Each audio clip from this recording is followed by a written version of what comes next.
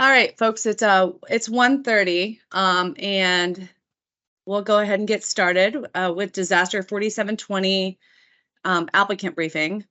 All I'm seeing is a big blue screen with the slideshow, but we do have someone monitoring the chat. If you could please hold your questions until the end, that would be appreciated. We will answer them at the end, and also you can send them to the email that's posted on the screen. In the chat box, if you could please put your name and organization that you're representing, we will know who's attending this online briefing. And we will have it available and posted on our website later for those that may have missed something. All right, so this is disaster 4720. It's for the July flood event, the severe storms and flooding. And today we're going to talk about FEMA public assistance. If you're here for individual assistance, that's a different program. So this information won't apply to you. At this time, I'm going to turn it over to our FEMA representatives who may be on the line. Brett, I'm having issues seeing anyone but my slideshow screen. I don't know if I need to, but whoever they are, they can unmute themselves and start talking. And as they do, I will bump them up to a presenter. Okay. So if anyone from FEMA is on the line and would like to say a few words, they're our counterpart in this disaster.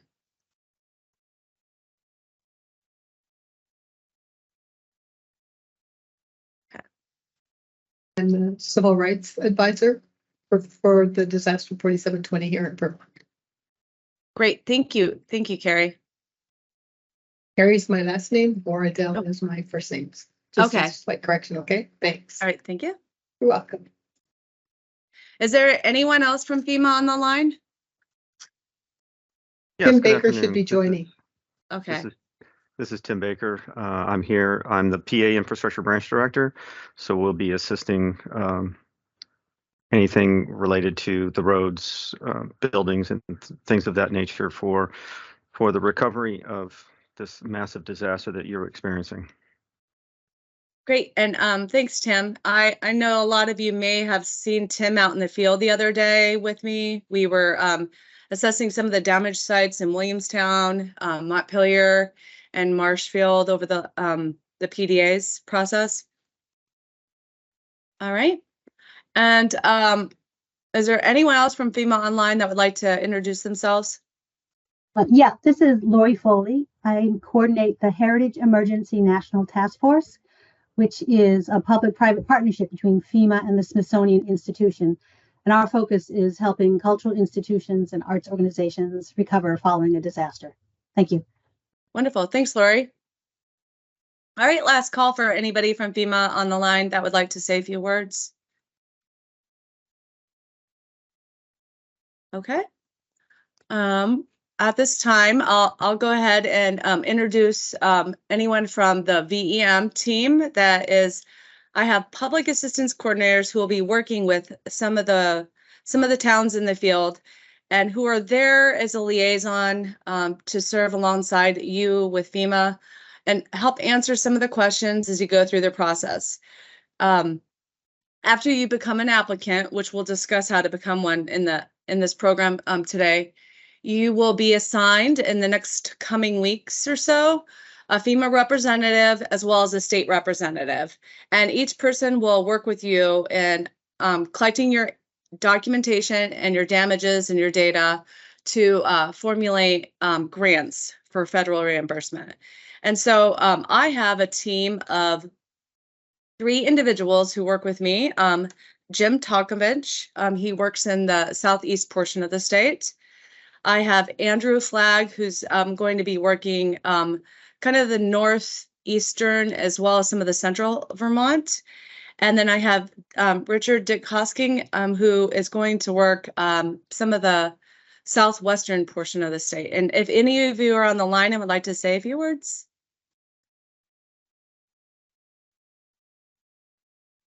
No. Okay. A little bit of their background. You know, they have been working in the disaster recovery process for quite a while. Dick is my VTrans, former VTrans employee who served 50 years with VTrans, and so he's quite fluent in the roads department. And Andrew Flagg actually worked as a public assistance officer in my position long ago before VTrans had taken it over. And Jim Tonkovich, he has worked in Vermont 211. So they're great resources to have and available, and you'll be assigned one of those representatives. All right, so today we're going to talk about Disaster 4720. It's the event that began on July 7th. FEMA is working on an incident period closure, and as soon as we know that, we'll have that information for you. But this is for the Public Assistance Program. And the agenda today, we'll talk about what public assistance is, some of the eligibility, some of the things that could be eligible for federal funding, and what that cost share is, what's going to be required of you. We'll talk about contracting and procurement, because that's where a lot of the and then This is Friday. that's where a lot of the funding can be taken back. And so also we want to talk about time extensions or requirements to complete your projects, and maybe doing something different, as well as all the way to the end when you close out your projects, you've completed them, and the funding reimbursement. So every disaster gets a little disaster fact sheet with some information. And this disaster was declared statewide on July 14th. However, we had to go through and do a validation of counties in order to qualify them for eligibility for public assistance. And thank you for your efforts. And I know during very trying times, a lot of you took the time to work with us. And we visited some of the towns and some of the counties in order to qualify them for the disaster. And if we didn't visit you, do not worry, that does not mean you're not eligible for the program. And so the counties that we've qualified are listed right here. All right. Here's a few photos of some of the damages we saw out in the field. This is out in Williamstown. I know that many of you had substantial damages, and I'm so glad you're on the recovery, towards the recovery, and hopefully we can help assist you in that process. So FEMA Public Assistance is a reimbursement program, and it's funded at 75% cost share for applicants to rebuild back to pre-disaster, as well as make some opportunities to improve their infrastructure. And in order for the state to get a federal disaster declaration in public assistance, we have a lot of criteria to meet. And one of them is that we have to have at least a minimum in about $1.1 million in damage. And after a quick validation with my VTrans folks, they were out in the field doing town road assessments. I think they found, and they stopped because we were well above the threshold, but they had already qualified about 93 million.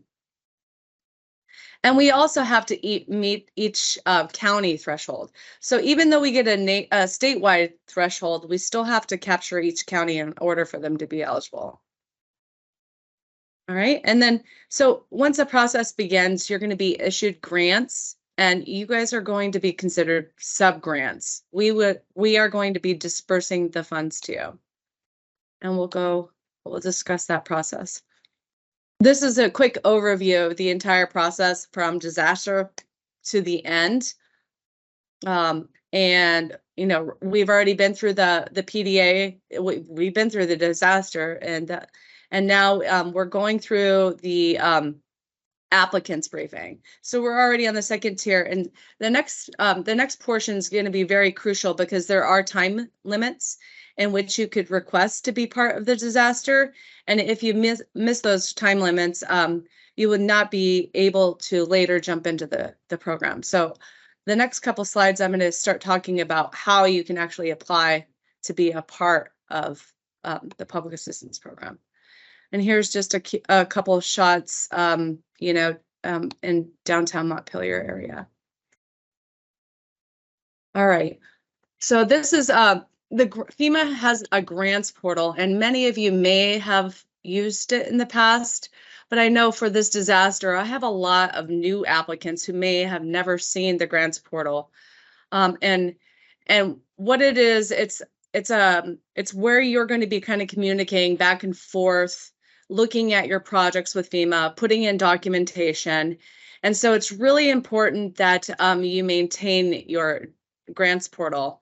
There is a FEMA help desk if you have questions on how to access that. After you have an account and you get yourself locked out, it's all web-based. There are moments where they do upgrades to the system, so you may not be able to get in right away, but just keep trying. And you can go in 24/7 typically. What FEMA's going to want in there is for all applicants is your entire pay policy, your entire insurance policy, and your entire procurement policy. As well as if you have a list of all your equipment, like your town road, trucks. This will ensure that, as FEMA's the last resort after insurance and everything, they want to see what's insured, because some bridges, and particularly in New York, are insured. So that information will be required, and you can choose to upload that now or at a later time. But this is the FEMA grants portal. And if you have not yet seen the link that we have previously set out on how to get into the portal, just send us a message through that email that on the first slide, and we'll help set you up. Kim, And it's Ben. Kim, it's Yep. Ben. Sorry to jump in, but as you're chat monitoring, there is a question that seems timely. What do you mean by pay policy? Do you pay time and a half, or do you pay double time for overtime? Do you pay nothing, straight time? Whenever there's overtime to an individual that is, working, how is that paid out? All right, so everybody should have 2 people in the grants portal that can be able to access it at all times. This is important, and it's very crucial. I'm going to stress this because I had a lot of applicants who were unable to get in because so-and-so left or their emails changed. If that happens, please make sure that whoever has access updates that, because it becomes very difficult for us to do it during a very large scale disaster. It does take a little bit of time. So have 2 people from every organization that can get into the portal. It's also important because there's time limits on which you have to sign off on your projects. And so that you'll want to make sure that if you go on vacation, so-and-so can also get in. All right, so if you haven't already done so, in order to move forward with the 4720 public assistance program, you have to submit what's called an RPA. That's a request for FEMA public assistance. When you log into the portal, you're going to want to, it might be at the top in a big banner in red. For some folks, it might not. You might have to go under applicant event profiles and search for DR-4720. Do not select EM-4720. Select DR. And then it'll ask you a series of questions about what your damages were. You don't have to get into too great detail or too caught up on if you don't know how many facilities. Facilities means roads. It's just a rough estimate. It's not going to lock you into anything. It's just going to move you forward in the request to be in the event. If you're not very fluent in public assistance, it'll also ask you if you wish to have like a program delivery manager assigned to you, and that person can walk you through hand in hand. So whatever you select there could be completely on your own, or you can have somebody that will help you through.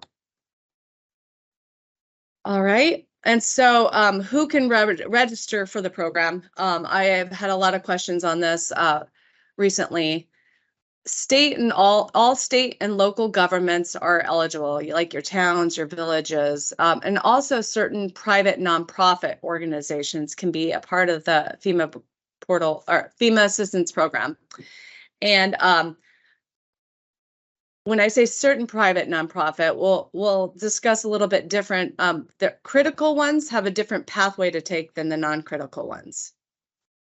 If you're an individual, you should go to disasterassistance.gov or call, and as well as call 211 to report those damages, because that's completely a different program. So if you know any individuals in your towns that are reaching out, that's where they're going to want to go to. And businesses that are looking for assistance will need to go to the SBA, Small Business Administration's disaster websites. And inside my slideshow, which I can send out to everyone, will make available also on our website, is a link to that.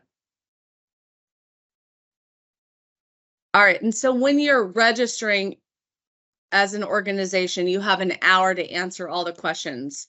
Private nonprofits will be required to include a little more documentation, like a 501c form and tax compliance, and all of that. You only have 1 hour to complete it, so make sure that you have your documentation available. So when I said nonprofits, they go through a different, I know for this event in particular, we have a lot of nonprofits.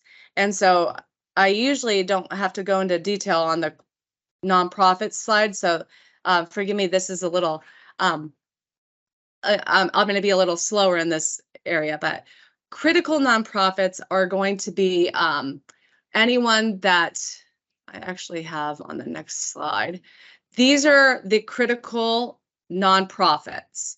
Your medical facilities, education that are primary and secondary education, they're accredited or get a bachelor's degree, and your utilities like your electric power, your water and sewer, as well as emergency service, fire, ambulance. Those are critical. So when I'm saying critical, you're going to need your 501c form to show that you're a nonprofit. As well as all the documentation from the state saying that you're a non-revenue producing nonprofit entity. For the not critical ones, you have to do the above criteria, as well as submit to an SBA business loan is first. All agencies are required to submit to insurance first, as well as towns, if it's insurable. And that's why the insurance policy is very crucial in obtaining. We're just going to slide through some of those. All right. All right. So once you're in the portal and you submitted your RPA, it will be a waiting period. And just continue as you're doing your work to continue documenting, continue completing construction. Within the next coming weeks, you will be assigned what's called a program delivery manager, and that's with FEMA. And they will reach out to you through a phone call to do what's called an exploratory call. This person's going to be assigned to you to collect all your data, talk about what you've done, what you still need to do, look at some opportunities to make things better than how they were before. And they're going to be the ones that help assist you in the portal in getting your documentation in there. Those people are going to be assigned along with a state representative within the next couple weeks. And Tim, correct me if I'm wrong on that timeline, please.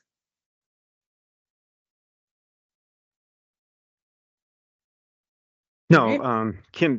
Kim has got that locked down. She's quite knowledgeable on this, and I appreciate everything she's doing. Right now, I have staff rolling in this week, next week, so I have some of the RPAs that staff that some of the towns and villages have put in have been approved, and we'll start assigning out the PDMGs, program delivery managers, to you in the next several days, and they'll be reaching out for you to touch base, doing the exploratory call, and then the RSM, the recovery scoping meeting, and start collecting your data. Great. Thanks, Tim. All right, so as Tim said, what will happen is this person will be calling you. They'll just do a quick exploratory call. They'll just introduce themselves to you. They'll discuss your damages at a very high level, not in a great detail, just like how many roads, have you completed all your work? Do you have anything left? And then they're going to schedule a date and a time for a recovery scoping meeting. And that's going to be likely in-person meeting where they're going to sit down and talk at a more deeper level of what kind of damages you have. They're going to talk about if you have anything left to do. Do we need to schedule site inspections? And they're going to talk about how you can upload documentation into the portal. They'll talk about opportunities for hazard mitigation. They'll discuss any environmental and historical concerns that may be taking place. And they're going to also introduce you to the damage inventory spreadsheet. This is the damage inventory spreadsheet. It's an Excel spreadsheet. It's got little drop downs, and you would be listing your road, the location, and they can walk you through on how to fill this out. But everything that you have damaged in your town or your organization is required to be on this within 60 days of your recovery scoping meeting. If it's not on this, you will not be able to capture that towards funding. So there are deadlines that have to be met, and this has to be into the grants portal within that 60-day deadline in order for you to be able to apply for funding for those.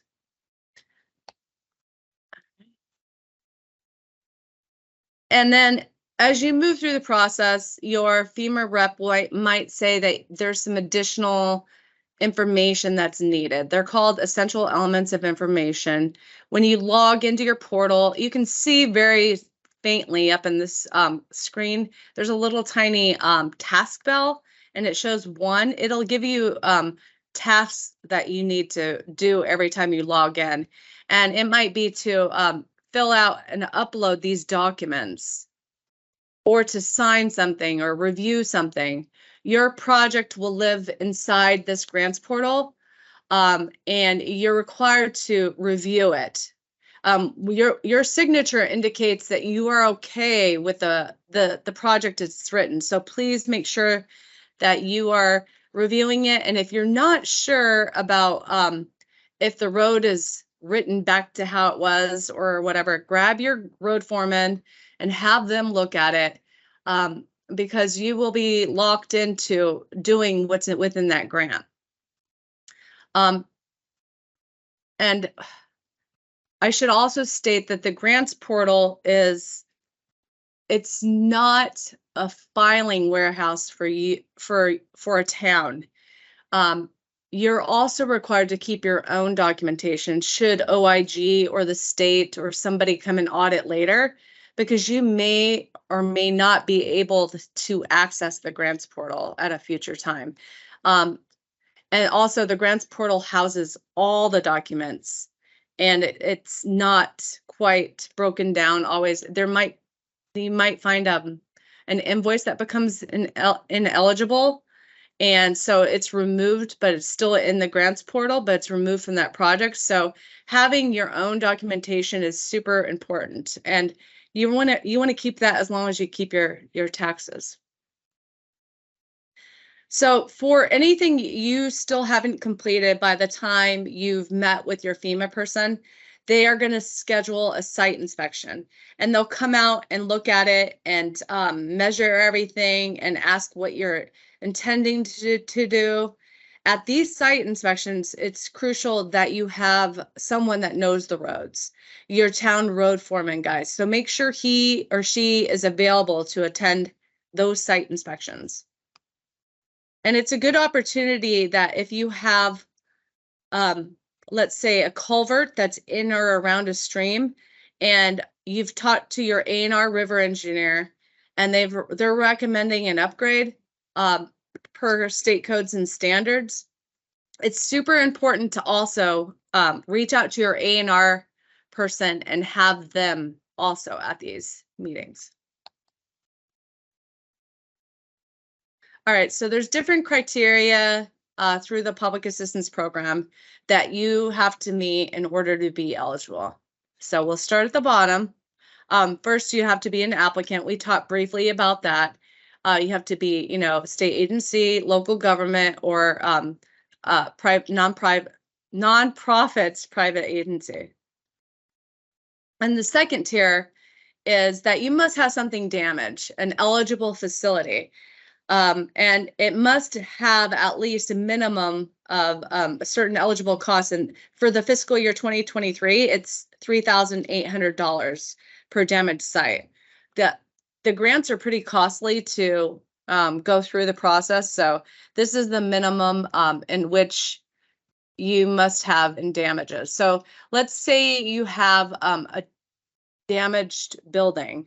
If you submitted it to your insurance and your deductible is $5,000, that $5,000 could be, you know, eligible for the program because it's over that $3,800. And you also have to, the facility cannot be abandoned or vacant. It must be in use at the time of the disaster. I mean, that doesn't mean you have to have people inside of it, but it must be in use. And you have to also show proof that you've maintained it, whether it be your roads. If your culverts, you make sure that you're showing that you've cleaned them out regularly, because that information will be required when FEMA meets with you. Showing that you, it could be something simple. If you don't have a maintenance plan written down, you can go back to the office and work with the road foreman and say, when do we clean out our culverts? When do we do the gravel roads? And that information will be required.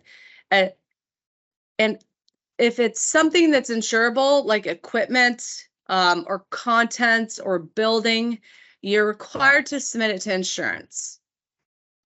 All right. And the cost can not be covered by any other federal agency. Like there's some towns that have federal highway roads with inside them, and those are covered under a different federal program. And VTrans would be able to assist with that because I believe they will be submitting for federal highway roads. Oh yeah, here's a few more damages we saw during the PDAs. All right, so the next tier is work. And just everybody take a quick breather.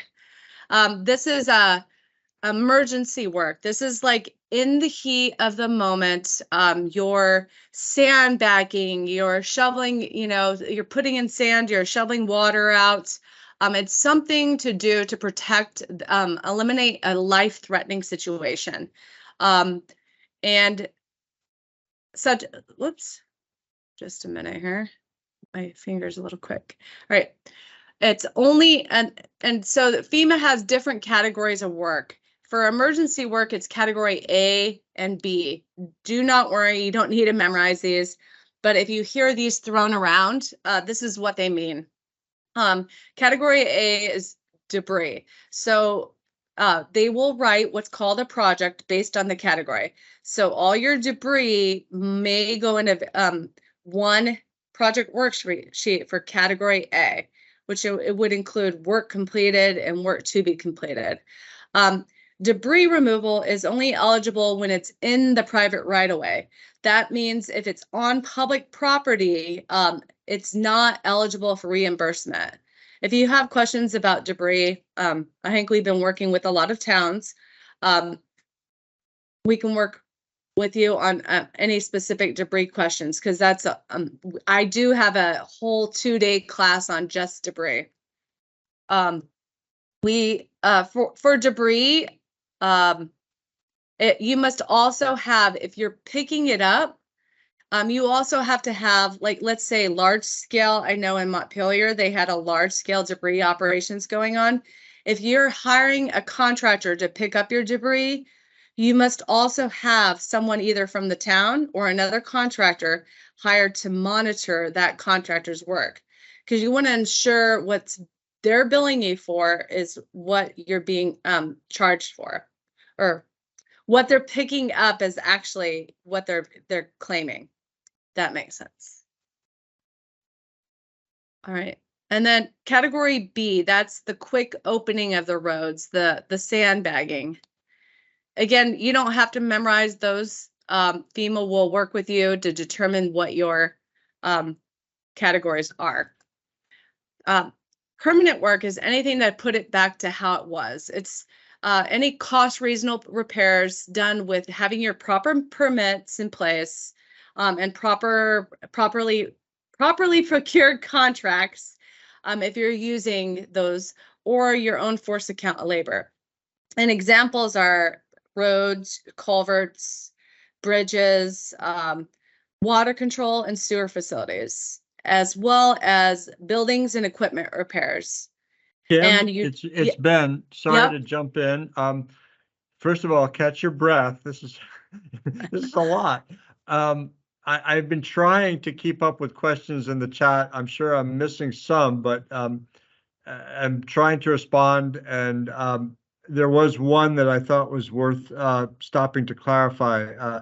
Apparently, you said that debris is only eligible when it's on private property, and I think you meant to say in the public right of way, correct? Yeah, not private, but Not in the private. public. Yeah. Yeah, thank you. All right. And then also we have parks, recreation facilities, and public cemeteries. Those are all different categories of work in which FEMA recognizes. All right. And then there's different sizes of projects. If you've worked with me on past disasters, this has changed pretty substantially. Now you must have $3,800 worth of damages in order to have a project to begin with, which is also a grant. So FEMA would write a grant to put something back to how it was. They call large projects anything 1 million or above now, and those require a full closeout package. And it's super important that if you do not have your work completed yet on a large road, let's say the one in Williamstown, you should put it out for bid as soon as you can so that you know an estimate of what it's going to cost to put it back or make it more improved. Because what happens is for any work that's not completed, FEMA will come out and do the site inspections, and they will have the CRC, the Central Resource Consolidated Resource Center, write an estimated project to put it back. And those estimates for work to be completed are locked in after you've signed them. And therefore, if you have a $900,000 road and it ends up and FEMA writes your project for $900,000, you are locked into that $900,000, even if it costs you over $1 million.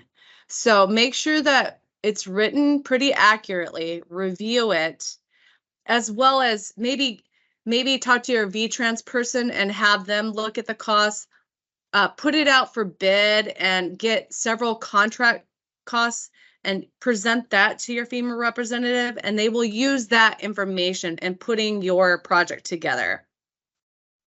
The more that you can do on the front end, the better it will be on the back end.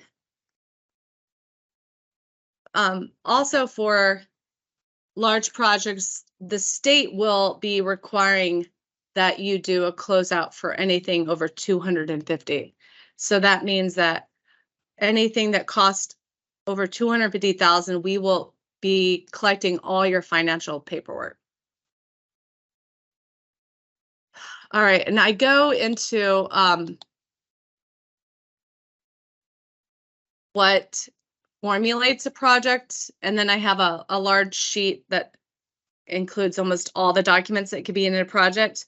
But when FEMA is putting together a project to put something back, they want to know, who are you going to use, your own people or a contractor? And so if you're using your own people, they're going to want to see your, your pay policy.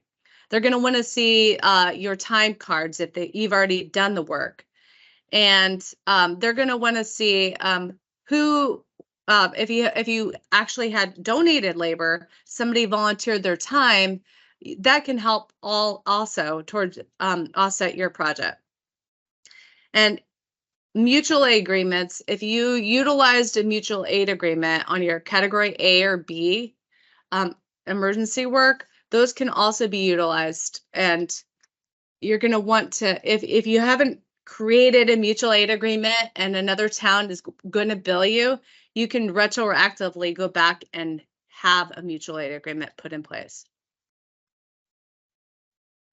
All right, and the second thing they're going to, yeah. Here's a question that I think may be of broad interest. How does that work when there is a lag in time needed for a project that requires design, packaging for bid, and award? Wait, what's the question? How does what work? So I think the question is, when there's a project that is complicated and needs to go through design and drawings and review. Yep. So do you want to field that, or should I? I think that you first hire your engineer. You probably procure your engineer. You have them work on the design. FEMA is not going to ask or put together this project tomorrow. You do have a little bit of time and leeway. So work with your FEMA representative, and they can help you formulate it, or they will work through your engineer to also formulate it. It's not like you have to know how this is going to be rebuilt tomorrow and the cost. You do have a little bit of time. And so you can go ahead and add to that, Ben, too. Yeah, I will jump in for a minute, Kim, just to give people a change of voice for a minute and give you a rest. Hello, everybody. I am Ben Rose, and I'm the Recovery and Mitigation Section Chief at Vermont Emergency Management. And Kim and I, Kim, of course, is our Public Assistance Officer. We've been doing these applicant briefings together for over 10 years. And usually I jump in a lot. And because this is such a big one, I've been trying not to. But on this question about a project that takes a longer time, FEMA now has increased the threshold for a large project to $1 million. And that means that any project for less than $1 million is going to be written by FEMA once, and that will be the amount of the project worksheet. And on the one hand, that makes it administratively simpler for FEMA. And on the other hand, it means that the town only gets one bite at the apple.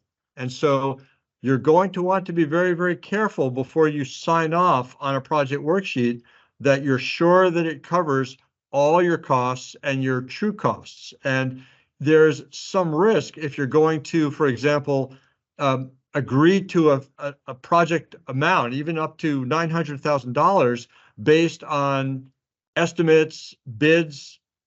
Okay, and so we will advise that you talk to us and that we look carefully at those final project worksheets before the town signs off on a project for a large amount of money for work that has not been completed yet. Yep. And I'll add one more thing onto that. It actually is a good thing though, because if you are an applicant in one of my previous disasters, nationally, there's a huge shortage of people that are, of workers. And so FEMA is also has a very short staff. So when there's PDAs, sometimes people get called to do other things. So some of these closeouts that you may have for large projects in the past, could take, 6 months to get closure on and to get funding on. Now, through this, 1 million, they release that money to us immediately, if it's less than 1 million. So the state will just require, because of the ERAF share, the financials, and they can do drawdowns, and so the funding can come a little bit better and quicker. So there is a benefit to it, but as Ben said, it's important that you read your projects and that you're confident what is being written is what you think it'll cost. I must say, in all the years I've been working with FEMA, they're very accurate in writing these projects. They have different factors that are written into their program, and I have never seen one that they have underestimated by much, maybe 1 or 2.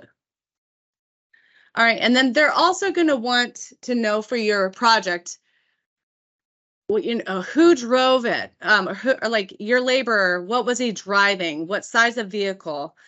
I sent out a FEMA cost code sheet for equipment, and it includes the cost for gas. So the gas is not something else you need to submit. It includes wear and tear on the vehicle, and there's different cost codes assigned. So whenever a person's driving a vehicle, has a piece of equipment, they should be assigned to it.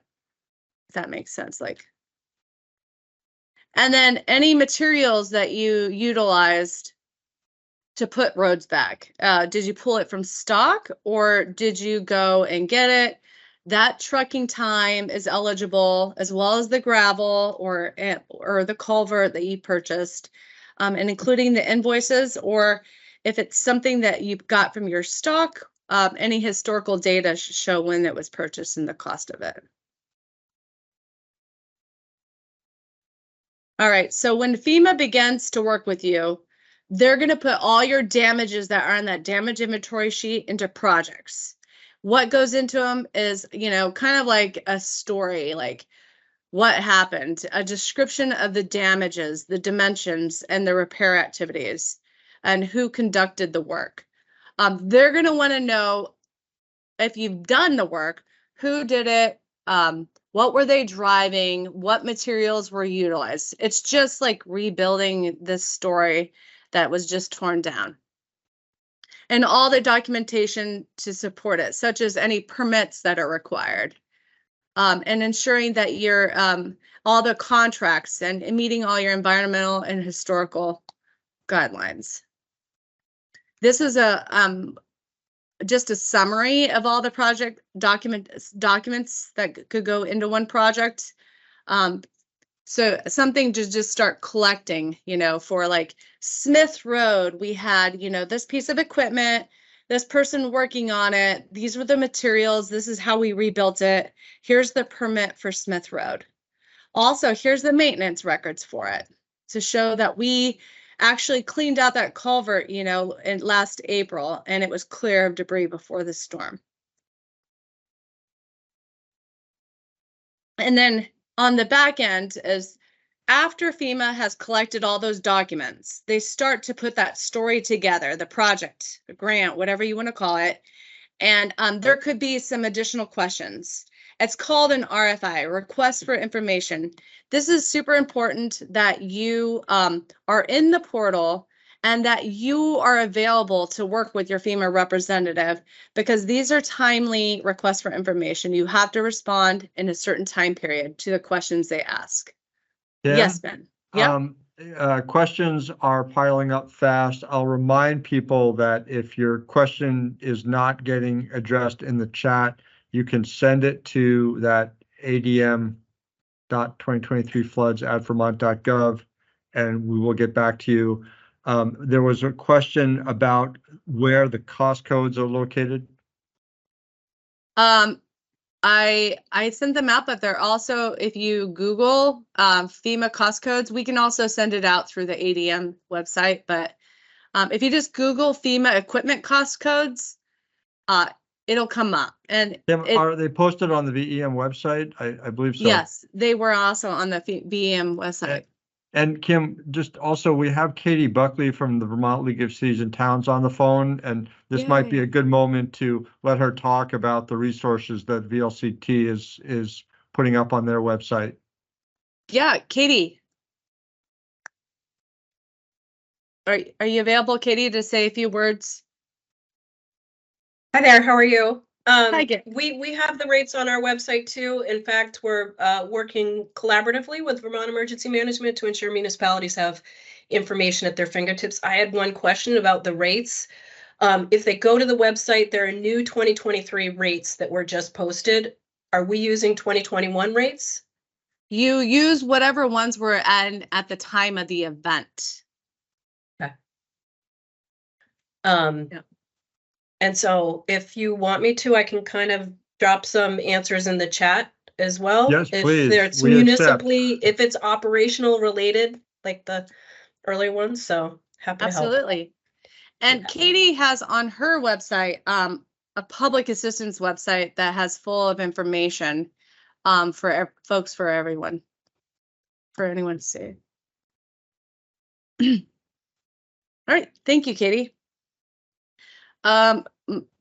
Just moving on, determination memos, those are at the there if FEMA does not agree with something, or you do not agree with something, there's like an inconsistency, and they will write a determination memo, like we have found this portion of the project ineligible, and they'll explain it through their their policy, why they determined it to be ineligible. Determination memos you can reply to and appeal, and it is something that is your option to do, and you do have 60 days to respond to those as well. And I think I go into appeals a little bit at the end. All right, so this is your administrative costs. They call them Cat Z projects. So we had all the other categories of work, but the Z is your administrative. And that is something that you can start capturing your time, your administrative time, to do you're being taken away from your normal duties at the town offices or your organization to participate in this applicant briefing, for example, or to meet with a FEMA representative to go over your damages. Those are administrative costs that are eligible for reimbursement at the amount that you're currently making at 100%. And those costs, instead of the 75% share, the FEMA would need, they're capped at 5% of the total of all your projects. So if you had, $1 million in projects, your Cat Z is capped at 5% of that million. And it's written as an estimate, but you're still required to submit all documentation. FEMA will write it as an estimate at that cap amount of your projects, but at the end of the disaster, you are going to be required to submit a closeout package, which includes like a cover letter saying we are ready to close out our administrative project in the amount of, $4,000. And here is all the time cards associated with it. Here is the work that we did, and put that together, and that will be reimbursed at 100%.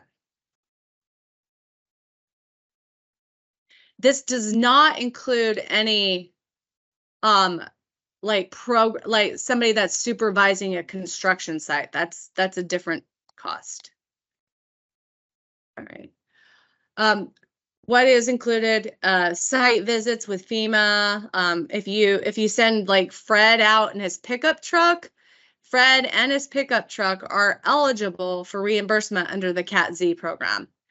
Any quarterly reports that you do, which are required for all large projects, anytime you put together paperwork, all of that is eligible for reimbursement, 100% cost share. And so start documenting that into a spreadsheet, and maybe, every month or so, print out the time cards associated with that. All right. Wow, this slide has really gotten big. All right, so hopefully you can all see this. And again, I'll be sending this out. This is a lot of words, and I'm going to go over it kind of like in a nutshell. Because procurement is also an 8-hour class that FEMA puts on. It's a training, and it can be pretty deep level. But procurement is the #1 area where applicants get funding pulled back. I've seen where even FEMA may approve something, or something gets passed through the system, and later OIG comes through and does, you know, an audit, and procurement is where a lot of mistakes can be made. But FEMA does not allow sole source contracting. That means like just, you know, pulling somebody off the street. Of course, when it's an emergent circumstances, in the heat of it, and it's you know that this person's available, you can call them in to do a quick emergent repair. Anything that's going to be more permanently repaired has to be put out for full and open competition. And that meets the 2 CFR requirements. And that's not a federal policy, or not a FEMA policy, that's more of a federal thing. Contracts, also, anything over 250 is what is required to be put out for bid. Even engineering, you have to procure properly.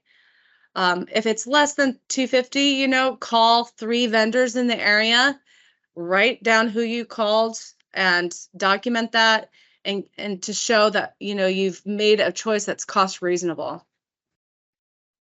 Some of you may have called the ACCD's Procurement Technical Assistance Program. It was formerly APEX, and they were a little inundated with calls, but they typically can help with these bid advertisements. And then also, you're going to want to put them out on the Vermont Bid Registry. I know a lot of towns frequently work with a Vermont Bid Registry, so I'm not going to go into detail there, but that's where it allows all contractors to view the proposed work in the RFP and bid on it if they choose to. All towns are required to have a procurement policy in place, and that's to receive federal funding. And then when you're working with a contractor, you're going to want to make sure that you're not choosing someone that's debarred. I think you can go to sam.gov to check for that, to see if they're debarred or suspended. But you just want to make sure that the person that you're selecting through the bid process is not a debarred contractor.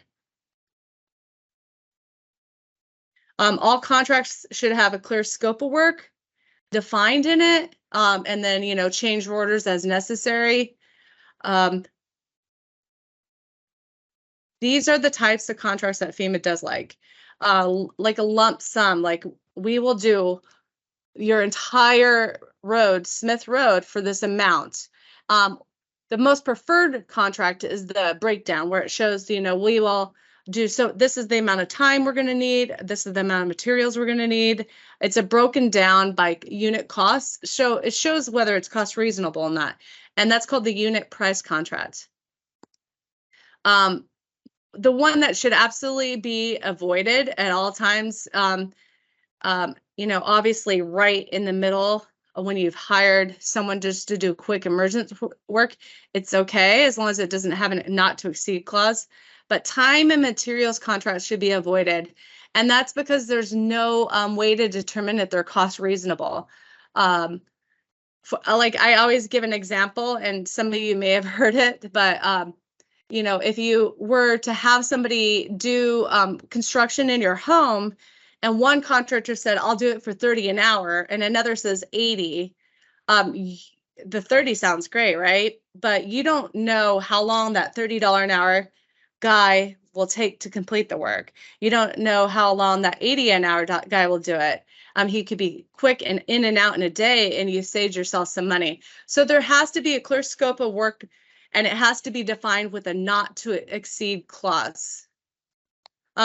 The state does not get involved in helping write any contracts or putting it out for procurement. We just don't have that ability, and it's a little bit of a conflict of interest, but we are able to head you in the areas of the procurement technical assistance team that will help. Sometimes VTrans have helped. Their towns in the past put out RFPs. So those are some options. All right. I think we're kind of getting there. There's a lot of information, and I don't expect everyone to memorize everything. That's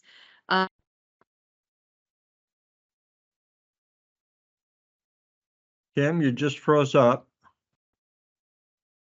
While we're waiting for Kim, I will just remind all of you brave people who are absorbing all of this information that the recording will be on the website, the PowerPoint will be on the website, and eventually the Q&A featuring all of the questions and answers from the chat and all the questions that haven't been answered yet in the chat, that will also be on the VEM website. And I would also refer you to the Vermont League of Cities and Towns website, which is a great resource. Could you please insert a link to the website in the chat? I will do that right now. Yes. And Kim, you may need to jump out and jump back in because you're frozen.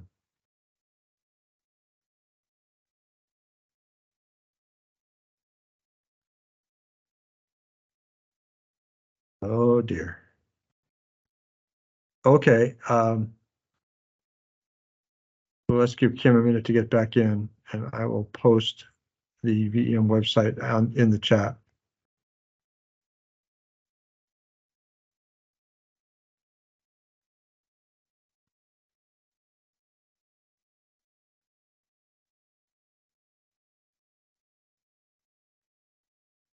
Huh.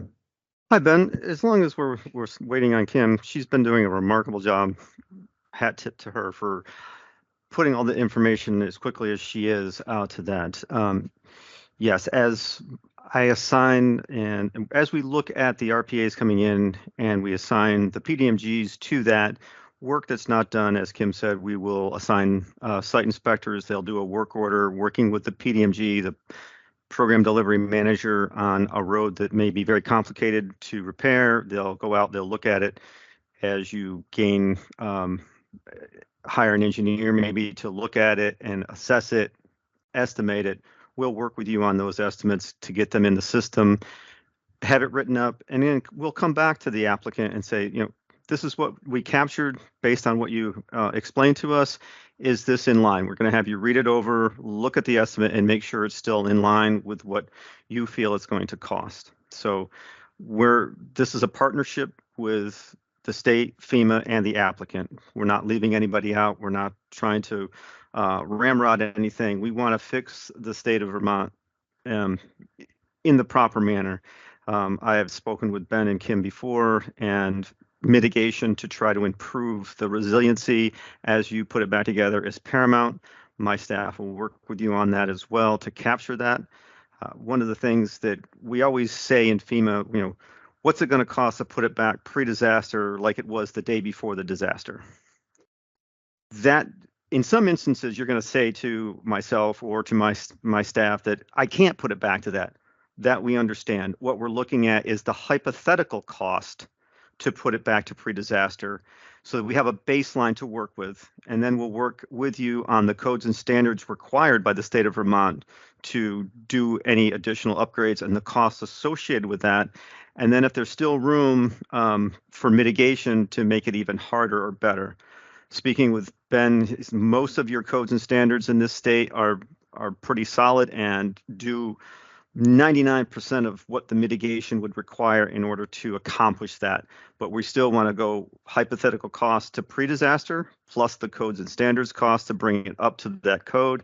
And then if there is still some room for mitigation, we still want to look at that and add that to the project overall. And like I said, again, we'll bring that back to you for that final review before we start running it through the queues in the system. So I just want to start putting some of that out there. this, like I said, this is going to be a team effort for all of us. We're going to come together. Please document what you're doing, the materials, the labor. I saw one question in there. It's like when we say a labor policy, what we're looking for most of the time is your employee handbook. It usually tells everything, what they're going to get paid for their regular time, what you're going to do for overtime, for holiday pay, things of that nature. And we look for even some other details that some areas that I've worked in, they supply every year they'll pay for work boots or something of that nature. All of that is in your labor agreement with your employees. So that's the labor policy that we're looking for in that sense. Procurement policy. Sorry to jump in, Tim, but there are a number of questions in the chat that we might be able to address. Somebody noted that they submitted their RPA on the FEMA portal, but did not receive a confirmation that it was submitted. How would they be able to verify? I believe actually that if you log into the grants portal, you can see on your site which disasters you are registered for. So you'll be able to check for yourself that you're registered for 4720. And if not, remember, we have until October 11th or 12th now to submit RPAs. Yes, we do have the extension. Thank you for that. I will double check that. Ladies and gentlemen, I'm not sure how this all came about, but we have the FEMA grants portal and we have the FEMA applicant portal. They're linked. What you put in, I can see. What I put in, you can see. We have that transparency. But for some reason, I don't know, no one's ever explained it to me. Apologies up front, that my menu on the left side of my screen is not a mirror image of the grants portal for the applicant on their screen. So if you were to call myself or one of my staff and say, well, I can't find this, it's going to be just a tad different on my screen as opposed to yours. There is a 1-800 number for the grants portal, grants manager team, and they are very knowledgeable in this, and they can walk you through some of the nuances that if you're looking for a specific area where we might ask you to go in and sign something, and you say, well, where do I find that? Again, like I said, mine doesn't quite match yours, so I would refer you to the grants portal 1-800 helpline, and they can walk you through that. Apologies up front for that. I'm not sure why they did that for us, but there are instances where when I was with an applicant at their office, I just was over their shoulder and said, let's try here. I think it might be there. Doing it over the phone is very difficult. So sorry for that. Tim, this has been again, Kim has not come back on to my knowledge, and we've been at this for an hour. And what I'm going to propose is that we take a 5-minute bio break until 2:38. I'll leave this open. If Kim is not back at 2:38, I will share screen and try to complete the slideshow. So understood, sir. We'll take a break until 2:38 and then come right back at it. Thank you. Okay, so this is a lot of information on procurement, which is a huge 2-day course that FEMA teaches. They're 8 hours, 2 days. So it's procurement is the biggest issue where funding is pulled back. Typically, even if FEMA were to let something slide through, OIG may later down the line come through and see and make something ineligible years down the road. So this is where a lot of that funding gets pulled back, is in procurement. So it's important to know how to procure if you're going to be working with anyone other than your own force account labor.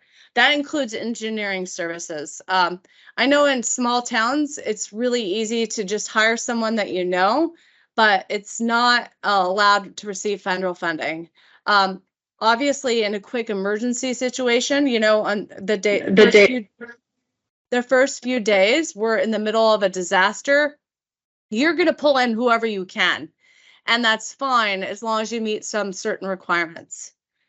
For work that's going to be continuing, anything that's still continuing now, for example, you have to put it out for full and open competition over 250, or call 3 local vendors and get those quotes for what they do, and just document that. Putting stuff out for bid and having that kind of technical assistance isn't something that we're capable of assisting with, but there is a procurement technical assistance center, also formerly called Apex, that's based out of Montpelier, that has assisted towns with that. As well as I think sometimes the Vermont Leagues of Cities and Towns has, sometimes VTrans also assists their towns.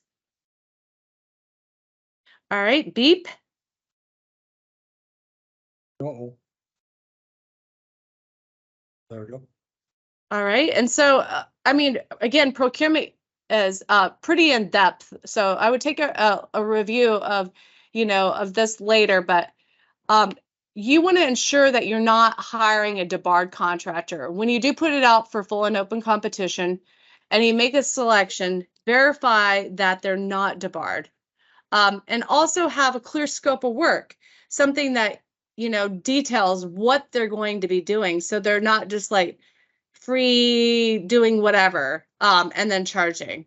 If you have existing contracts in place, FEMA will accept that for a while, but after 250, you should stop and put it out for competitive bidding. And go ahead, Ben, and turn the slide, please. The contracts that FEMA prefers, and actually not just FEMA, but all federal contracting, is unit price. It's like something that's broken down that shows this is the cost of gravel, this is the estimate for hours to complete it. We're going to need this size culvert estimated at this cost. And you put it out for RFP and you get these bid responses. That is going to be a more preferred contract. What you should not have is a time and materials contract. Like you've hired, you need some work done in your home and you get a couple calls to contractors and a guy tells you $30 an hour. Another one says 80 an hour. You're obviously, that 30 sounds sweet, but if you don't have a not to exceed clause, you don't know how long that $30 an hour guy is going to take to do the work. It could be weeks versus the $80 an hour guy who can complete it in 2 days. Beep. So just ensure that you're having a not to exceed clause if you're using time and materials. So every grant has a timeline in which you have to complete the work. Emergency work has to be completed within 6 months from the July declaration date. And permanent work, putting it back, you have 18 months. Obviously, those can be time extended through what's called a time extension, and you would want to submit that to me about a month in advance, not too far in advance, but you would want to have reasoning why, what date you expect to complete it by, where you are with the current grant. And then we can make a time extension. Let me jump in on that, Kim. Yep. The state of Vermont, as the grantee, has authority to issue an additional 6-month extension for emergency projects. That is category A debris and categories A and B, debris and emergency protective measures. And we have the authority to issue extensions up to an additional 36 months, I believe, for permanent work. And so beyond that, we have to get FEMA approval, but writing the letter to Kim does get you more time. That's relevant for this disaster because there may be some debris along riverbanks, under bridges and so forth, which are going to take several months to get addressed. And the river engineers may even advise to wait, and there may be debris issues that we're still dealing with next spring. That's okay. Right now, the push is to deal with the debris from flooded structures, but there's going to be a vegetative debris cleanup component to this that may go on beyond 6 months, and we recognize that. Yeah. All right, go ahead and turn the slide, Ben, please.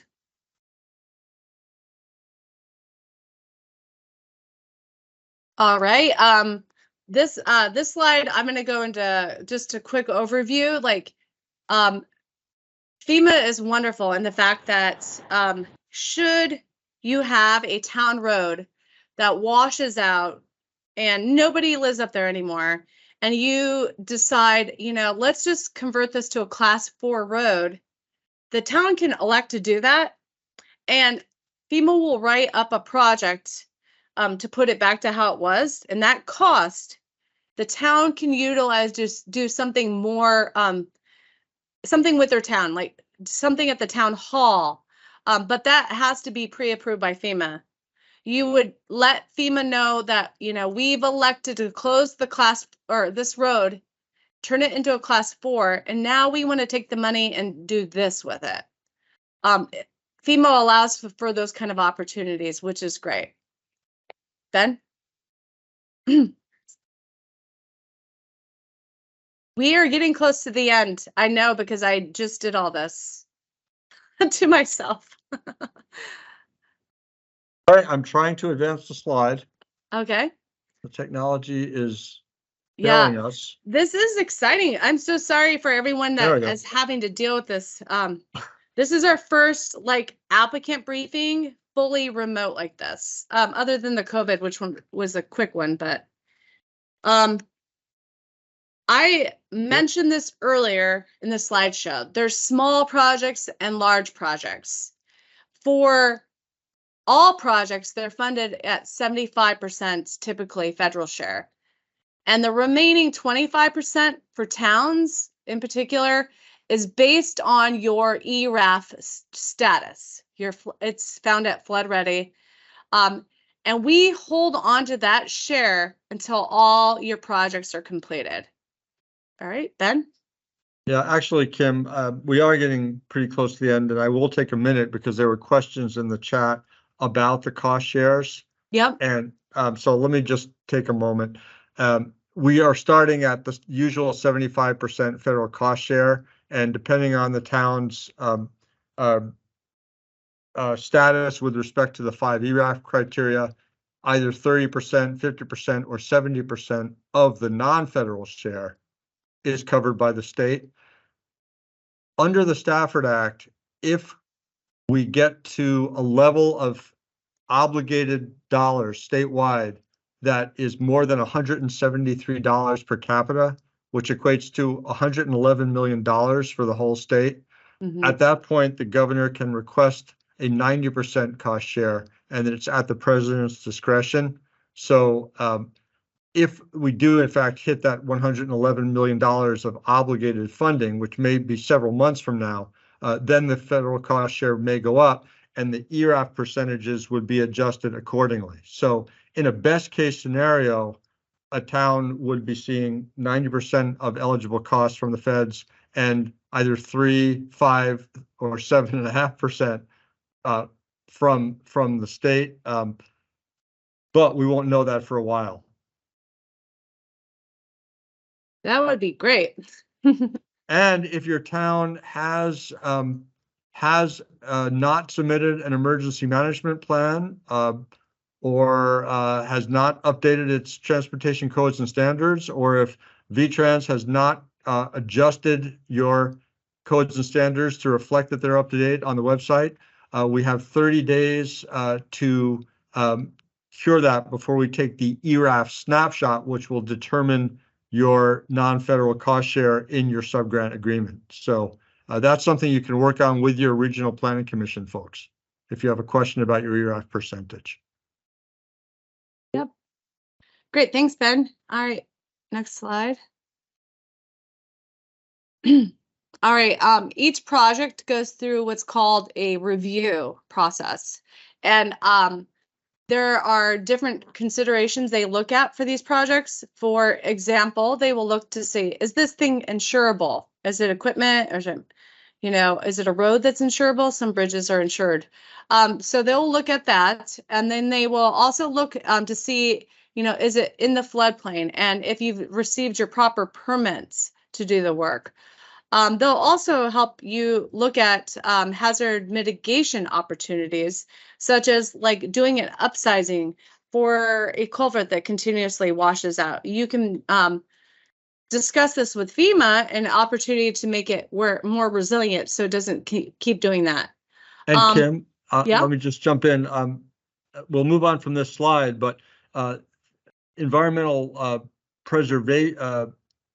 environmental and historic preservation, the FEMA EHP people, usually at applicant briefings hand out what they call the green sheet, which is a list of federal resources and considerations related to environmental and historic preservation.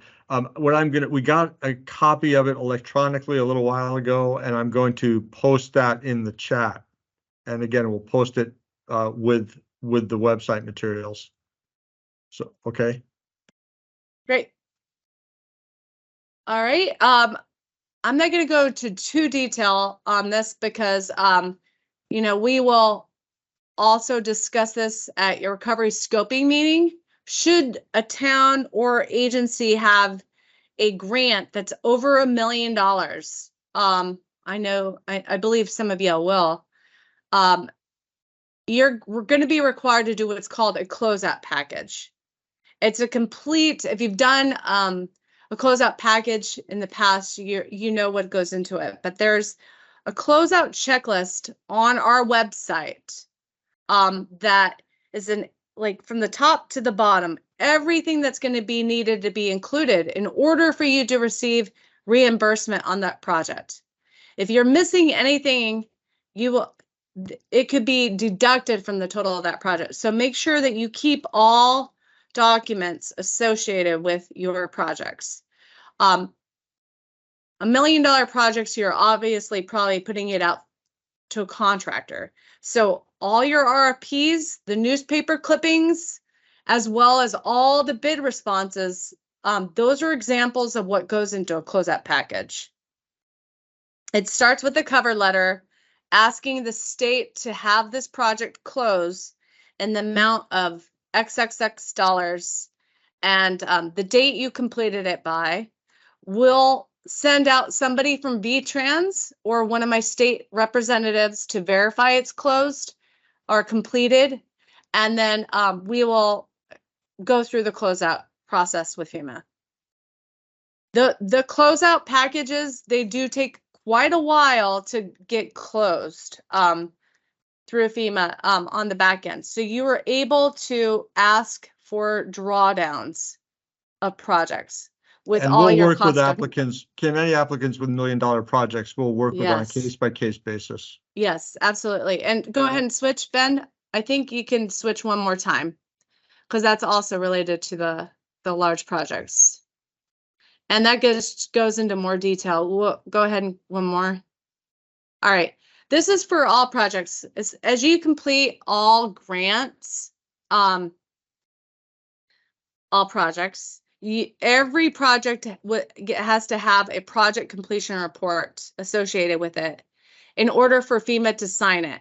And that is for all small and large projects. So what we'll do is we'll verify that the work is done. The town will sign off on it, and then we will sign off on it.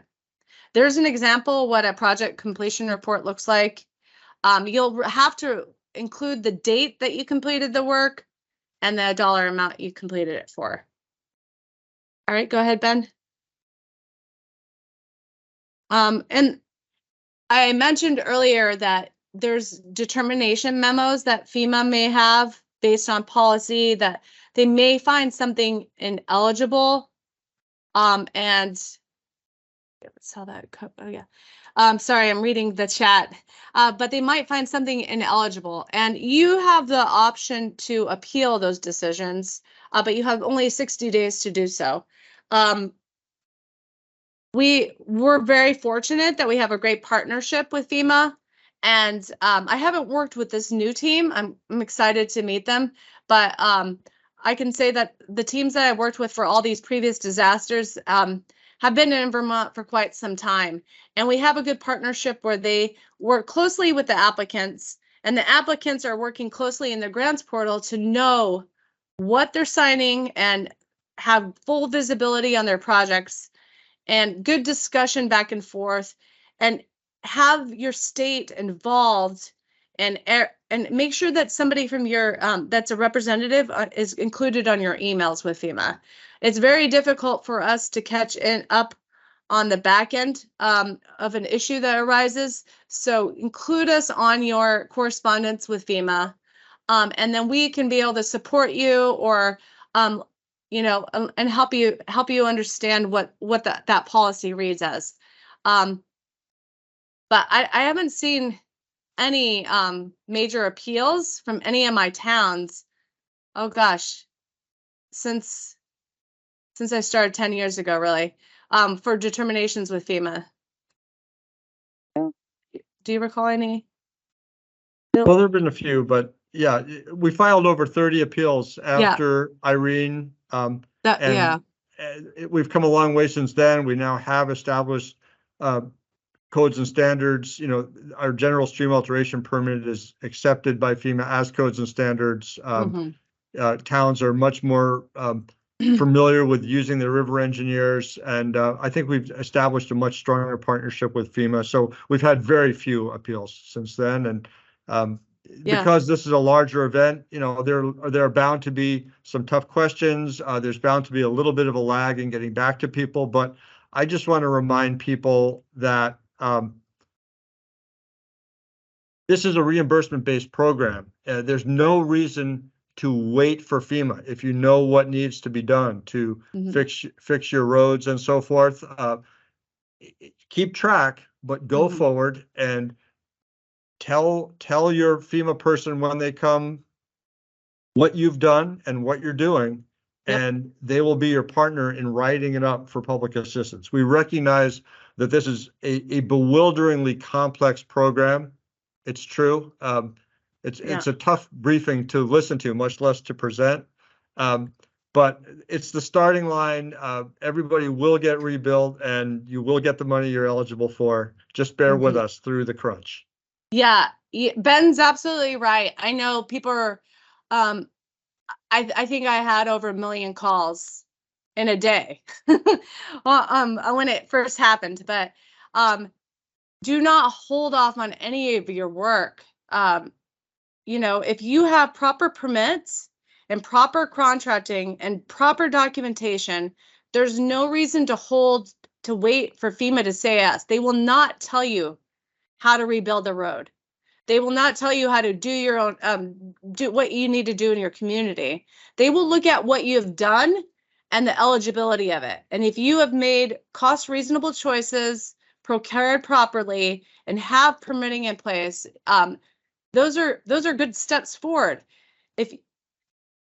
If you complete your work, you have all your documents for the actual cost to make those repairs, instead of waiting for FEMA to write an estimate that may be well under what it cost. So you're better off getting it done and getting paid for the actual costs. Obviously, those larger projects, you're going to want to ensure that you're putting them out for bid and having a more accurate cost example. And so with the last funnel slides, these are just some contacts that you'll probably be seeing and emails. If you get anything from Christine, you're moving forward.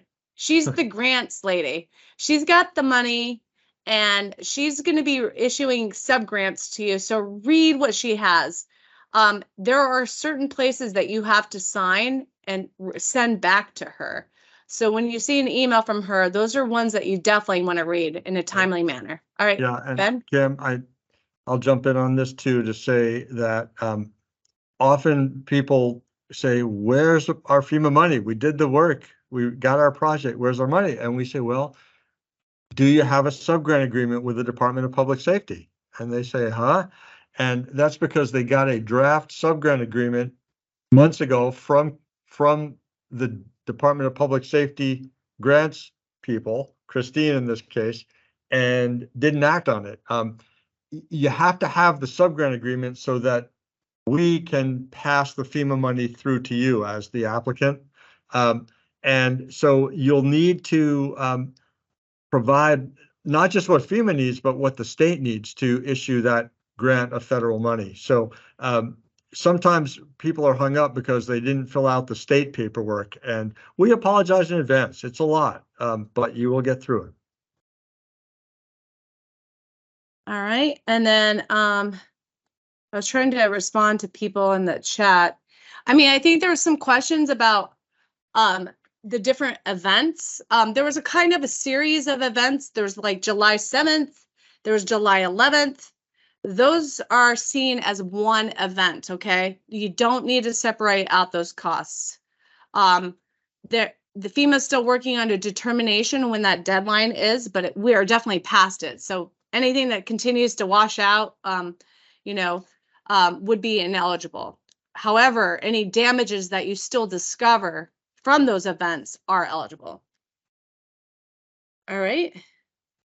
And I think that's all. My voice is done. I'm sure you guys are sick of hearing from me. I'm sick of hearing myself. But let me see if there's Kim, any. I don't think it's been an hour and a half, and I don't think we dare take questions at this point. There are quite a few in the chat that we haven't kept up with, and we're clearly going to have to post a Q&A, and we'll do that. And I remind people again that if you have a specific question or a follow-up, you can send it to that adm.2023floods@vermont.gov. Yeah. And we have a team, not just Kim and myself, but Andrew and Richard and Jim and some folks from Guidehouse Consulting, which is a properly procured consulting team that is helping the state as they did during the COVID-19 response.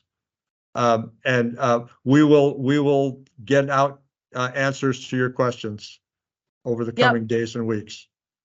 Great. Thank you, Ben. I just wanted to, this is important. I think I saw in the chat that somebody was asking about utilizing consultants for their Cat Z work. I'd be very careful doing that. You want to make sure you procure them properly. They have to be cost reasonable. If you need assistance, we also are available, but make sure that you are hiring someone cost reasonable to do your documentation for your town. And you've procured them properly, because that's consultants considered contractor. You're better off hiring a temporary employee to work for the town that would assist. I couldn't tell you what the reasonable rate is. You would have to put it out for bid. That's why a lot of towns have elected to hire a temporary worker at the going rate of what the secretarial type job would be. Or administrative. Yeah, administrative. All right. All right. Anything else?